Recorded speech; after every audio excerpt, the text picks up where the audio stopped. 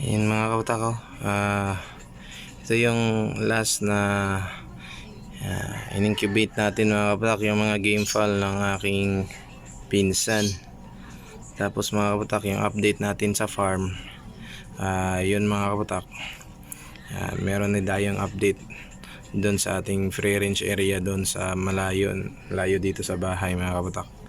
Pero ngayon mga kapatak, titignan natin kung ngayon mga kapatak is March 8, tapos yung hatching date ng mga itlog ngayon is March 9.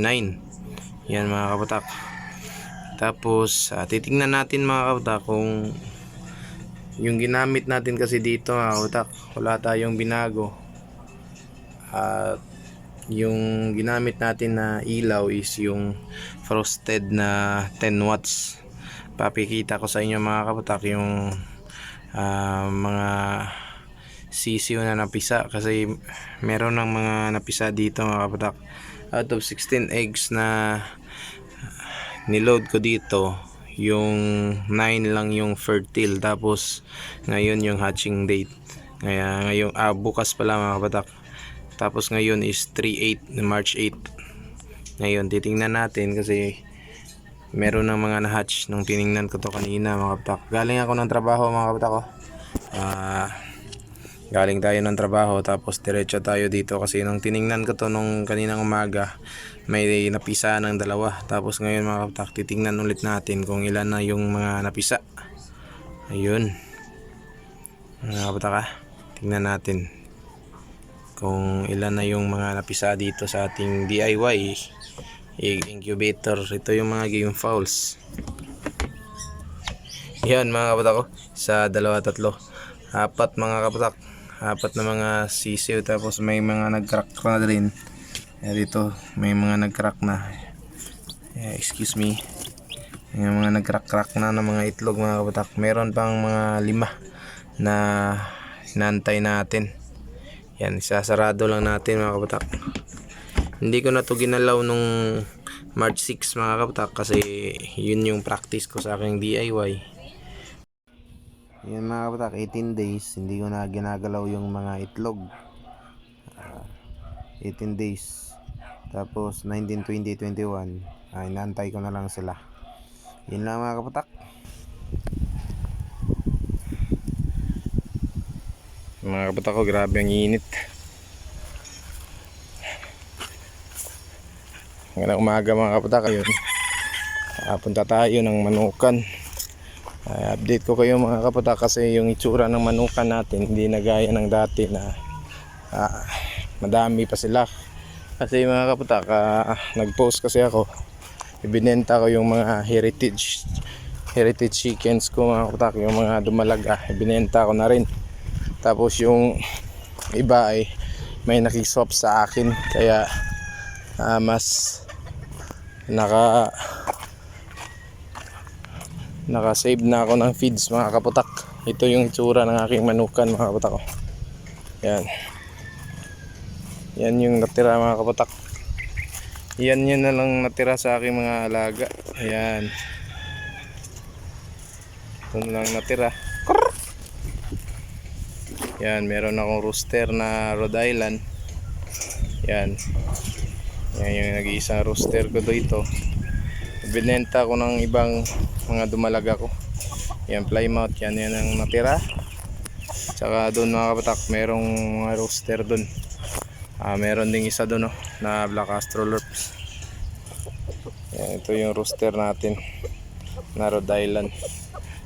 Ito yung itsura dito sa aking manukan mga kapatak, kasi yung plano kong mga heritage mga kapatak, ibinenta ko, change plan ako mga kapatak. Kasi yung gagawin natin, meron kasi ako mga shamo doon, yun yung ipapalit natin dito. Tingnan natin kung anong itsura dito pag magiging shamo na area na naman ito mga kapatak. Yan, dito ulit tayo sa ating, yan, dito yung ating mga breeders mga kapatak. Meron tayong babae na Rhode Island. Yan, pinurga ko na to. Ngayong buwan hindi ko pa napurga mga kabatak. Ito yung mga basila natin na pullets mga kabatak ko. Yan, malalaki na basila natin. Basila natin na pulit, mga pulit mga kabatak. Tapos yung basila na mga rooster. Yan, malalaki na din, oh. Yan. Yan yung basila na rooster, mataas yung paa mga kabatak, oh. Yan yung basila na rooster ko. Ito yung mga project natin dito sa manukan mga kabatak. Hindi ko lang na videohan yung mga ibang manok ko, pero yan, ito yung isa mga kabatak ko. Yan. Malaki na din. Pupurgahin pa ulit natin ito mga kabatak. Titingnan natin kung yan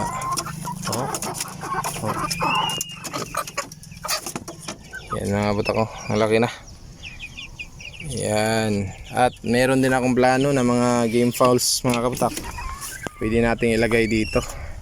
Yan yung ating tahimik na yun ng ating manukan. At malinaw na wala nang mga manok mga kabatak. Ngayon pa mga kabatak, patuloy pa rin tayong nag-aalaga.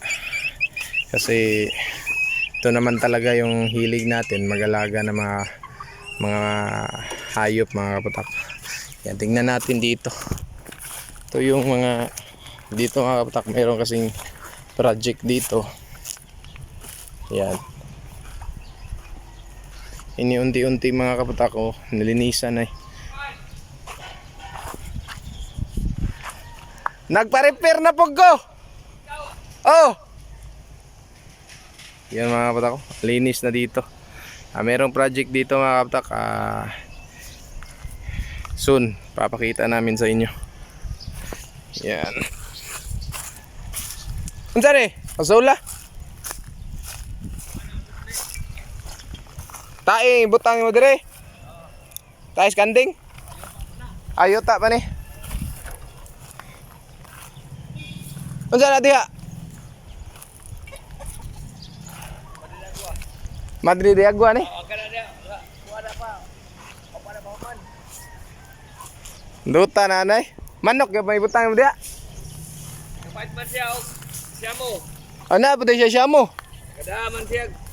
Di inibi ka mo. Na diha. Patong la. Oh. Nduta na ito kuwas area eh. Ha? Dako na kayo nalimpyuhan. Libag ni Elias eh.